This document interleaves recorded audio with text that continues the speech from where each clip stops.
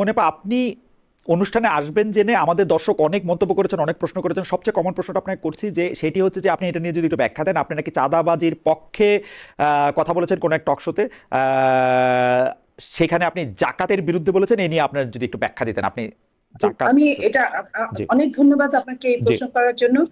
আমাকে যিনি আমার সাথে ছিলেন সেদিন উনি প্রশ্ন করেছিলেন যে বিএনপি হাওয়া ভবন, বিএনপি চাঁদাবাজ যা বলে হুম, আপনি জানেন। হুম, হুম। এইসব বলতে বলতে একটা পর্যায়ে আমি বলেছি যে চাঁদাবাজির তো একটা শাস্তি আছে, এটা শাস্তিযোগ্য অপরাধ।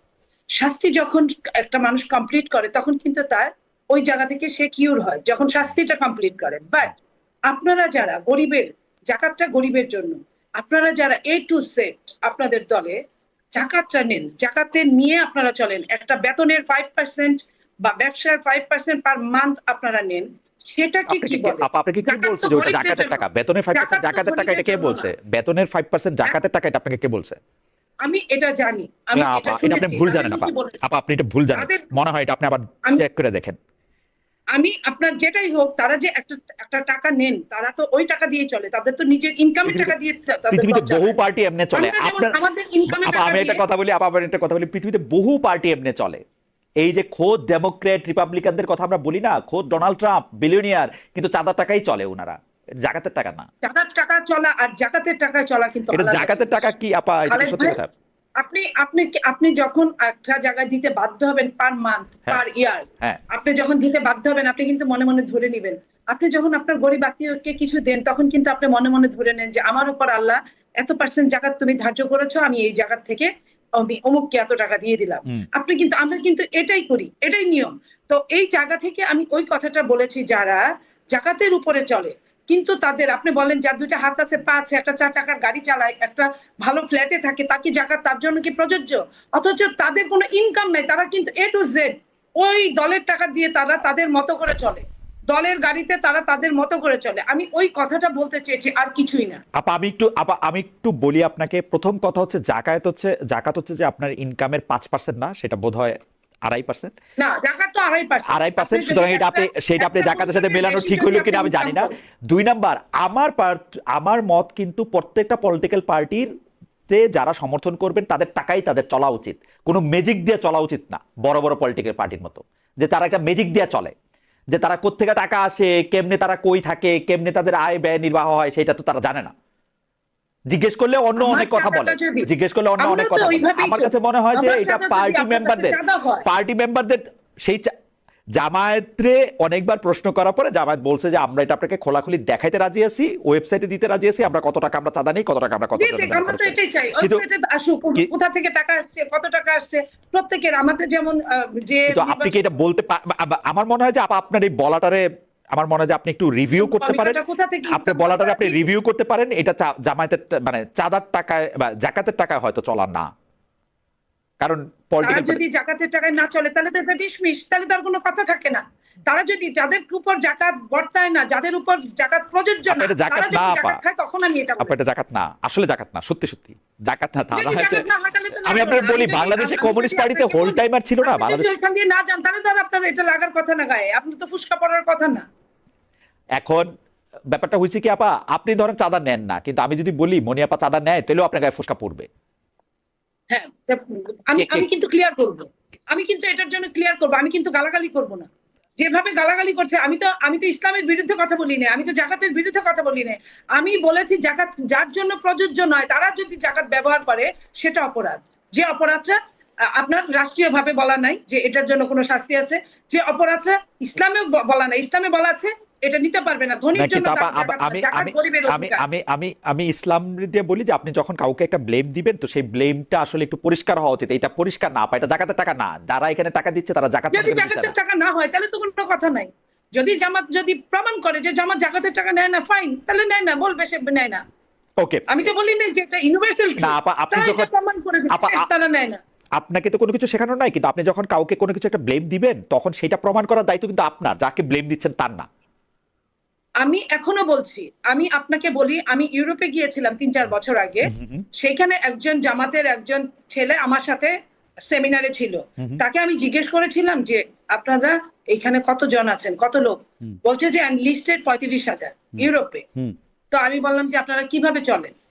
তখন বললো যে আমাদের যার যেভাবে বেতন, বেতন থেকে আমরা প্রতি মাসে বেতনের 5% আমরা দেই। ভালো না, খুব ভালো যারা সিস্টেম, ব্যবসা তো করে খুব ভালো তারাও সিস্টেম, একটা লাভ ধরে, আমি কিন্তু খুব তাদের ভালো কাছ থেকে সিস্টেম, কথাটা খুব ভালো নিয়েছি। সিস্টেম কিন্তু। এবং যারা ব্যবসা করে তারাও প্রতি মাসে, জাকাত হুম, কিন্তু মাসের না, এটা হুম, বছরের। হুম, তো তারাও নেয়। আপনি হুম, হিসাব করেন 35,000 দিয়ে হুম, একজন ইউরোপের লোক, আপনি তো বিদেশ থাকেন, ইউরোপের লোক যদি 3,000 পাউন্ড মিনিমাম না ইনকাম করলে তার সংসার চলবে না। হুম। 3,000 না পাউন্ডের না, টাকার অঙ্কে 5% সেটা, আপনি দেখেন টাকার অঙ্কে সেটা অনেক 150 টাকা হয়, পাউন্ড। টাকার অঙ্কে সেটা অনেক টাকা তাহলে হয়, কত কিন্তু টাকা? আপনার তো ক্যালকুলেটরে ধরবে না এই টাকা। না, আমি সেটা বলেছি, আপনি সেই টাকা দিয়ে ফ্যান্টাস্টিক, এইখানের ফ্যান্টাস্টিক, এইখানের কিন্তু সবাই চলে, কিন্তু এইখানের জামাত কিন্তু চলে। কিন্তু কিন্তু বিএনপি যে নিউ ইয়র্ক শাখা আছে, বিএনপি যে ডেনমার্ক শাখা আছে, বার্লিন শাখা আছে, তারা আপনাদের টাকা দেয় না? না, বিএনপিকে টাকা দেয় না? তারা কি করে? না, তারা কি করে আমি সেটা বলি। বিএনপির তাদের কোনো মাসোহারা নাই, কোনো মাসোহারা নাই। বিএনপি কেউ যদি নির্বাচনে দাঁড়ায় তার এলাকার হয়, বিএনপি কেউ যদি বিপদগ্রস্ত হয় তাহলে বিএনপির একজন নেতা হয়তো বলে দেয় ও বিপদগ্রস্ত, ওর বাচ্চা হাসপাতালে ভর্তি হয়েছে, পারলে কিছু দিও। তা- কিংবা কেউ ইলেকশনে দাঁড়িয়েছে, সেটা, পারলে আমি সেটা তো কোনো আমি অডিট নাই, আপনাকে 5 সেটার লাখ তো কোনো টাকা দিলাম। সিস্টেম নাই, তাই না? সেটা তো কোনো অডিট নাই, সিস্টেম না, সেটা সিস্টেম না, এটা হচ্ছে ব্যক্তিগত সম্পর্কে। আপনি তো আমাকে খারাপই বলছেন, আপনি তো আমাকে ভালো বলছেন না, আপনি তো আমার দুধ দিয়ে ধুচ্ছেন না। আপনি তো আপনার দৃষ্টিতে আমি সবচেয়ে খারাপ মানুষ, না আপা, আমি সেই কথাই আচ্ছা বলছি। আপা বাদ দিই। আমার কাছে মনে হয় যে আপনি চাঁদা জাকাত এটা নিয়ে আপনার যে অবস্থান, সেই অবস্থান মানে আমরা নিশ্চয়ই আরো স্বচ্ছতা এবং জবাবদিহি দেখতে পাবো। আমি একটু জনাব সাইদ মুস্তাফিজের কাছে যেতে চাই। জনাব সাইদ মুস্তাফিজ, স্থানীয় সরকার নির্বাচন সামনে রেখে এনসিপি সম্ভাব্য মেয়র প্রার্থী দিয়েছে বেশ কিছু সিটি কর্পোরেশনে। আজকের প্রথম আলোর একটি প্রতিবেদনে আমরা দেখতে পাচ্ছি যে জামায়াতও একক প্রার্থী নিয়ে এগুতে চাচ্ছে। আপনার কাছে মনে হয় যে বিশেষ করে সিটি নির্বাচনে মেয়র পদে জামায়াত আর এনসিপির পদ কি আলাদা হয়ে যাচ্ছে? আপনার কি মনে হয়, মানে এটা কি একটা, নাকি যেহেতু আপনারা একটা নির্বাচনী জোট করেছিলেন জাতীয় সংসদের জন্য, সেইটার মানে আলাদা হয়ে যাওয়াটাই ঠিক? আমি তো যেটা মনে করি যে এখানে মানে আমাদের যে জোটের জায়গাটা ছিল সেটা তো মূলত জাতীয় নির্বাচন কেন্দ্র ছিল, কেন্দ্রিক ছিল, এবং এখন স্থানীয় সরকারের জন্য আমাদের প্রত্যেকটা দলেরই আসলে আমার মনে করি যে স্বতন্ত্র ভাবে আসলে নিজেদের সক্ষমতা অনুযায়ী গোছানো দরকার। তো সেই অনুযায়ী আসলে এনসিপি তাদের মতো করে প্রত্যেকটা মানে জায়গায় আসলে লোকবল যেখানে যেরকম আছে, সেখানে মেয়র থেকে শুরু করে উপজেলা চেয়ারম্যান থেকে শুরু করে প্রত্যেকটা জায়গায় আমরা আমাদের লোকজনকে আসলে আমরা সেখানে সমর্থন দিচ্ছি বা আমাদের সেই জায়গাটা আসলে ঘোষণা হচ্ছে। এবং আমরা দেখতে পাচ্ছি আমাদের জোটের অন্যান্য যেসব দলরা যারা আছেন তারাও করছে। তো এটা আসলে এখনো এই সিদ্ধান্তে আমরা এখনো পৌঁছাইনি যে আসলে স্থানীয় সরকার নির্বাচনে আমাদের কোনো জোট থাকছে কিনা। এটা সামনের দিন আসলে জানা যাবে, কিন্তু এখন পর্যন্ত যেটা আমাদের সিদ্ধান্ত যে আমরা এককভাবেই আসলে স্থানীয় সরকার নির্বাচন করতে চাই। এককভাবে স্থানীয় সরকার করতে চান। আমার একটা জিনিস জানার কৌতূহল, যেহেতু আপনি দলের খুব সিনিয়র লিডার, এইটা নিয়ে কি আপনাদের যে জোট সঙ্গী 11 দল, অর্থাৎ জামাত ইসলামী সহ অন্য বাকিদের, এদের সাথে কি এটা আলোচনা হয়েছে আপনারা একক দল করতে চান, 11 দলের অন্য জোট সঙ্গীরাও আলাদা দল করতে চায় কিনা, এবং সেইটা ক্ষেত্রে তো আপনারা যেহেতু প্রতিদ্বন্দ্বী হবেন একে অপরের, সেই ক্ষেত্রে আপনাদের জোটের এখনো ভবিষ্যৎটা অফিসিয়ালি যে নীতি নির্ধারণী যে বৈঠক সেটা এখনো হয়নি আমাদের আচ্ছা, এই বিষয়ে। যেটা আনঅফিসিয়াল হয়েছে সেক্ষেত্রে আসলে দুই দলে বা অন্যান্য দলগুলো সবাই মনে করছে যে এটা এককভাবে হওয়াটা সবাই চাচ্ছে আর কি। এককভাবে হওয়াটা সবাই যাচ্ছেন। মনিয়াপা, আমরা আপনি জানেন যে পানি সম্পদ মন্ত্রী জনাব শহীদুদ্দিন চৌধুরী এনি বলেছেন যে পদ্মা ব্যারেজ আমাদের স্বার্থের ব্যাপার, ভারতের সঙ্গে আলোচনার কিছু নেই, গঙ্গা নিয়ে আলোচনার প্রয়োজন, সেটা চলছে। আবার আনন্দবাজার একটা প্রতিবেদন করেছে যেটা হচ্ছে তিস্তা প্রকল্পে বাংলাদেশের চীনের সাথে সম্পৃক্ততা নিয়ে ভারত চিন্তায় পড়ে গেছে। আপনি এই দুটি বক্তব্যকে সাথে রেখে একটু কি বলবেন যে এটা সরকার নতুন ক্ষমতা আসার পরে একটু খুব দ্রুত এত বড় বড়। দেখেন, এটা তো পাইপলাইনে ছিল, এমন না যে নতুন, এটা কিন্তু আওয়ামী লীগ সরকারের সময় থেকেই ছিল যে তিস্তা ব্যারেজ নিয়ে কথা হচ্ছিল। আমি এখানে বলতে চাই যে আমার দেশে পানি নাই, আমার দেশ খাখা করছে মরুভূমি, সেখানে একদম ডিপ টিউবওয়েলের পানি তোলা ছাড়া আমরা কোনো কাজ করতে পারি না। আমাদের কৃষি কাজে ব্যাঘাত ঘটছে। 7 দিনের জন্য আমাদের পাশের দেশ 7 দিনের জন্য টেস্ট ট্রিপ করতে গিয়ে ফারাক্কা আজকে 55 বছর তারা আমাদেরকে ছেড়ে দেয় নাই। তো সেইখানে আমার দেশের জীবন জীবিকার ব্যাপার, সেই জীবনের প্রয়োজনে সেই দেশের মানুষ যদি বিকল্প কোনো ব্যবস্থা করে, সেই বিকল্প ব্যবস্থা আমরা আন্তর্জাতিক পর্যায়ে অনেকবার আমরা কমপ্লেইন করেছি, তারপরেও আমাদের পাশের দেশ, আমরা বন্ধু মনে করি যাদের, তারা আমাদের কথায় কর্ণপাত করে নাই। তাহলে আমাদের তো বাঁচতে হবে, যে মানুষটা মুমূর্ষু তার জন্য অনেক কিছুই হালাল। তো সেই জায়গায় আমার বাঁচার জন্য আমাকে এই ব্যবস্থা হয়তো করতে হতে পারে। তো করতে হওয়ার আগে তো আলোচনা করতে হয়। তো সেই আলোচনায় হয়তো চলছে। শহীদুদ্দিন চৌধুরী এই ব্যাপারেই তো কথা বলেছেন। এটা বাংলাদেশের মানুষের যদি উন্নয়ন হয়, তাহলে বাংলাদেশ বাঁচলে, বাংলাদেশের মানুষ বাঁচলে এই দেশ উন্নতির দিকে যাবে। ওকে, সেটা কে না চায়? আপনি চান না, আমি চাই না, এখানে আমার সহ আলোচক চান না। এই জায়গাটায় আমরা মনে করি যে উনি যেটা করছেন উনি ভারতের যদি এত কষ্ট হয় আমাদের জন্য, তাহলে আমাদের ফারাক্কাটা ছেড়ে দিক, আমাদের তো এসবের প্ল্যান করার দরকার পড়ে না। আমাদের কিন্তু ন্যায্য পানি বিএনপির একটা সেটা প্ল্যান, আমাদের ফেরত দিক। বিএনপির নিশ্চয়ই একটা প্ল্যান আছে এটা কি করবে, তাই না? জি, এই প্ল্যানটা কি আগে থেকে আছে, আপনাদের সাথে আলোচনা করে আছে? আমরা কি জানতে পারবো যে প্ল্যানটা কি আসলে ভারতের সাথে এই আসলে গঙ্গা বিএনপির পদ্মার সাথে সাথে? কি প্ল্যান আছে এখনো তো আমরা জানি না, ওকে, কারণ বিএনপি তো যদি থেকে থাকে বলে নাই। তা ওকে, আমি কিভাবে আন্দাজে বলবো বলেন? আচ্ছা। আমরা জুলাই সনদের জায়গায় আমি প্রশ্নটা আগে করে রাখি আপা, প্রশ্নটা করে আমি একটু সাইফের কাছে যাই। যে আপনারা জুলাই সনদের কেন বাস্তবায়ন করবেন না এই প্রসঙ্গে দুইটা কথা বলছেন, যে দুইটা কথা খুব পরিধানযোগ্য। জনাব সালাউদ্দিন আহমেদ বলছেন যে আমরা এই সময় নির্বাচন নিয়ে অনিশ্চয়তা ছিল, সেই জন্য এটা আমরা করছি। আমরা আসলে এটা দিয়ে আপনার আসলে কি বুঝতে চাচ্ছেন, যে আপনাকে আসলে কে ব্ল্যাকমেল করছে? আর এর পরিবর্তে আপনারা যে 31 দফা দেখান, সেই 31 দফার 20 নম্বর দফায় ছিল যে বিএনপি সরকার স্থানীয় সরকারের জনপ্রতিনিধি পদে কোনো প্রশ্রক বসাবে না। এখন ঘটনা হয়েছে যে উত্তরটা আপনি দিবেন, প্রশ্নটা আর আমি লম্বা করতে চাই না। আমি একটু শুনতে চাই যে বিএনপি জুলাই সনদ মানবে না, এখন তো 31 দফাও মানবে না, মানে কি যে মানবে সেটাও যদি আমাদের একটু বলেন। জনাব সাইফুল সাফিজ, আপনার কাছে একটু আসছি। সীমান্ত হত্যার ঘটনায় আমরা সবাই শোকার্ত। এই শোক আমাদের চলছে প্রায়, মানে কি বলবো, মানে আমাদের স্বাধীনতার পর থেকেই সেটা চলছে। কিন্তু আপনাদের একজন সিনিয়র নেতা বলেছেন যে সীমান্তে খাল খনন করবেন, কিন্তু এই সীমান্তে খাল খনন থেকে আমাদের প্রাপ্তি আসলে কি হবে? তিনি বলেছেন যে আমরা এখানে খাল খনন করব যাতে খন্দকের যুদ্ধের মতো যাতে এই কেউ এপার ওপারে মাদক পাচার না করতে পারে। এটা আপনাদের বক্তব্য কিনা? সীমান্তের লোকদের এটাতে আসলে কি উপকার হবে? আমার, আপনি যার কথা বলছেন আমার মনে হয় যে উনি সেখানে বেশ কিছু পলিটিক্যাল রেটরিক হিসেবে আমার মনে হয় যে কথাগুলো বলেছে।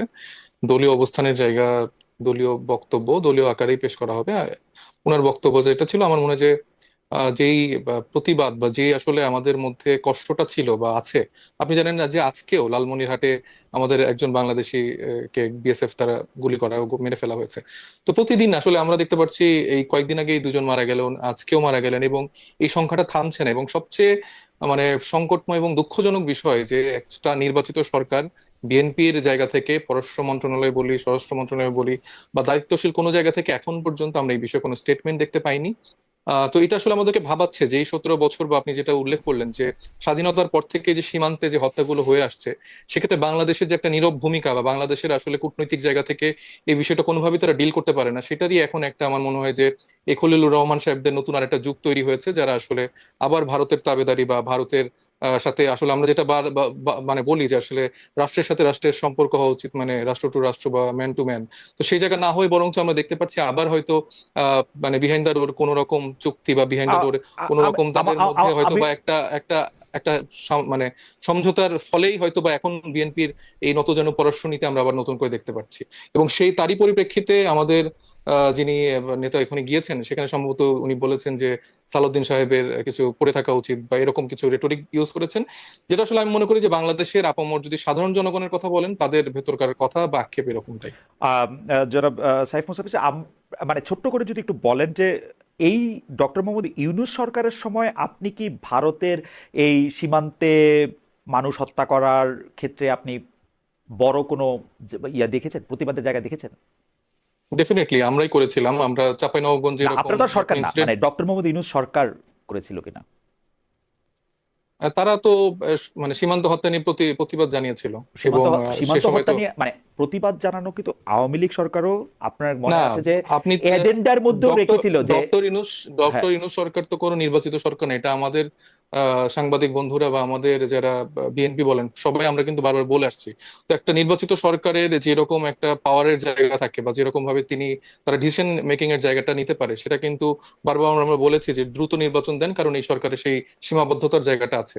তো ওকে। সেক্ষেত্রে তো আমি তার সাথে ওই রকম করে আসলে তুলনা করতে চাই না, বরং আমি মনে করি যে বর্তমানে যে আমি তুলনার জায়গায় জানতেই সরকার চাইতেছিলাম আছে। না, আমি আসলে জানতে চাইছিলাম জি, যে ওই সরকারের সময়ের অবস্থানটা কি ছিল। রাজনৈতিক সরকার না বলেই তার কাউকে তুষ্ট করার ছিল না, উনি তার মতো স্বাধীন অবস্থান নিতে পারতেন। হ্যাঁ, এবার আমি একটু মনিয়াপার কাছে যেতে চাই যে মনিয়াপা, আপনারা জুলাই সনদ মানার ক্ষেত্রে আমরা দেখতেছি যে আপনারা এটা নির্বাচনকে সামনে রেখে আপনারা মনে করছেন যে নির্বাচনটা খারাপ হবে বা পিছিয়ে যাবে, সেই জন্য আপনারা এটা করছেন। দুই, কিন্তু আপনারা এখন 31 দফা মানেন কি মানেন না সেইটা আপনি আমাদেরকে একটু বলবেন, যেহেতু আপনারা প্রশক বসাচ্ছেন স্থানীয় সরকার পরিষদের মধ্যে। আমি একটা দর্শকের মন্তব্য বলি, নাহিদ ভুঁইয়া, উনি বলতেছেন যে খালেদ ভাই, আমেরিকার সাথে চুক্তির বিষয়ে আপনার যে কৌতূহল, সেটা সবচেয়ে ভালো উত্তর দিয়েছেন আকবর হোসেন। আশা করি আপনি আপনার উত্তরটা পেয়েছেন। মনিয়াপারও ভালো একটা উত্তর আছে, আপনি সেটাও শুনতে পারেন চাইলে। মনিয়াপা সেটা নিয়ে আসলে কি বলবেন আমি জানি না। জনাব আকবর হোসেন আমাদের অনুষ্ঠানে এসে বলেছেন সবচেয়ে ভালো উত্তর কিনা আমি জানি না, তিনি বলেছেন যে তিনি বিএনপি, জামায়াত এবং এনসিপির কার্যক্রমে অবস্থানে কোনো আলাদা কোনো কিছু দেখেন না, এবং এটা ডক্টর মোহাম্মদ ইউনূসের সরকারের থেকেও এটা আলাদা কোনো কিছু না। আমার এরকমই মনে আছে। আছে ভালো উত্তর কি জানি না আমি। মনে আপনি যদি একটু বলেন। জি দর্শক বলতেই পারেন জি এটা, জি এটা দর্শক যার যার ব্যক্তিগত অভিমত, জি ইচ্ছা এবং যার যার দর্শন দিয়ে উনি বলতে পারেন। এটা নিয়ে আমি ওনাকে কিছু বলতে চাই না। আমি শুধু এই কথাটা বলতে চাই যে একটা আপনি যেটা আলোচনা করেছেন যে আহ, আমরা প্রশাসন কিভাবে বসিয়েছি আমাদের 31 দফার থেকে বাইরে গিয়ে। আপনি জানেন যে খুব তাড়াতাড়ি ইলেকশনের ডেট প্রায় পড়ে যাচ্ছে, ঈদের পরে থেকে এটা ফাইনালাইজ হবে, ইলেকশন হয়ে যাবে।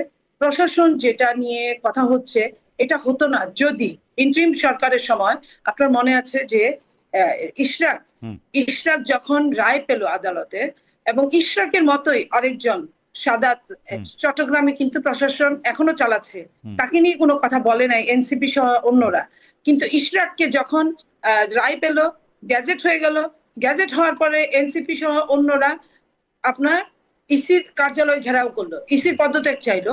ইশরাককে কোনোভাবেই তখনকার এলজিআরডি উপদেষ্টা কোনোভাবেই ইশরাককে দিবে না। এই যে না দেওয়াটা, এই যে এটা যদি ওই দিন যদি সুরাহা হতো, তাহলে কিন্তু বিএনপি এই কাজটা করতো না। বিএনপি তখন বুঝে গেল যে এই আমাদের যারা এই মুহূর্তের বিপক্ষের লোক, তারা আর যাই হোক না কেন আমাদের কখনোই সাধারণভাবে নিরপেক্ষ ভালো চায় না। একটা উদাহরণ, সারা বাংলাদেশের সবগুলি সিটি কর্পোরেশন আপনারা জেলা প্রশাসক বসাইছেন চট্টগ্রামে, যেটা আপনাদের লোক আগে থেকে আসে, সেই রকম দুই একটা ছাড়া। আমি এটাই বলছি যে ওখান থেকে আপনার যাদেরকে আমরা দিব, যে এটা ধরেন উত্তরে প্রশাসনের নামে যখন যে ছেলেটাকে বসানো হলো, সে যে অন্যায় অপকর্ম করলো, সেটার জন্য কিন্তু সরকারের দায় ছিল। সেই জায়গায় যদি বিএনপির সময় আরেকজনকে দেয়, আমি খালেদ ভাই আবারও বলছি, বিএনপির সময় যদি আপনার অনুসারী একজনকে দেয় সিটি কর্পোরেশনে, তার অন্যায় কর্মকাণ্ডের জন্য বিএনপি দায় থাকবে। বিএনপিকে একটা শ্রেণী মানে পচানোর জন্য যার পণ্যায় চেষ্টা করছে, সেখানে তো বিএনপি এই মুহূর্তে নিজের হাতের মানুষ ছাড়া কাউকে দিতে পারে না। যেহেতু খুব তাড়াতাড়ি নির্বাচন হবে, খুব তাড়াতাড়ি, আমি বলছি খুব তাড়াতাড়ি। ওই নির্বাচনে কি প্রশাসকরা অংশগ্রহণ করবেন? এটা আমি জানি না, এই নিয়ে কোনো কথা হয় না, আমি শুনি নাই। আপনার কাছে ন্যায্য মনে হয় কিনা প্রশাসকের অংশগ্রহণ করা? প্রশাসকটা মনে হয় না ইলেকশন করবেন, আমার মনে হয় না। এটা একটা আপৎকালীন হিসেবে বিএনপি সরকার দিয়েছে। মনে না হলে তো ভালো। মানে আপনি কি বুঝতেছেন যে করবে কি করবে না? আমি যতটুকু মাননীয় প্রধানমন্ত্রীকে চিনি, আমার মনে হয় না। উনি কি বলেছিলেন খালেদ ভাই, উনি নির্বাচনের পরে প্রধানমন্ত্রী হবেন, তখনই উনি বলেছিলেন যে আমাকে যারা ভোট দিয়েছে, আমাকে যারা ভোট দেন নাই, এবং যারা ভোট দিতেও যান নাই, আমি সবার প্রধানমন্ত্রী। তো একজন মানুষ যখন দলের ঊর্ধ্বে উঠে এই কথাটা বলতে পারে, এবং উনি যেখানে যে কাজ করে, যেটাকে ধরে আপনার একজন দর্শক বলেছেন যে এটা একটা পাতানো গেম, এটা হতে পারে এমন যে মাননীয় প্রধানমন্ত্রী যখন একটা জানাজায় যান, উনি ওনার জন্য একটা বিরোধী দলের নেতাকে সম্মান করে ওনার পাশের জায়গাটা রাখেন। এটা যদি আপনার খারাপ দৃষ্টিতে কেউ নেয়, না, এটা খুব ভালো, এটা খুব ভালো। কিন্তু সবার প্রধানমন্ত্রী সবার প্রধানমন্ত্রী সবগুলো সিটি কর্পোরেশনে তার লোকই বসাইলেন, বিসিবিতে তার মন্ত্রিসভা 3-4 জন লোকই বসালেন, কিরকম সবার প্রধানমন্ত্রী হলেন উনি? আমি বলি খালেদ ভাই, আবারও বলছি, এটা খুব সেনসিটিভ জায়গা। অথচ আপনি দেখেন তেল নিয়ে যখন সমস্যা হলো, জাতীয় ঐক্য দরকার পড়লো, তখন মাননীয় প্রধানমন্ত্রী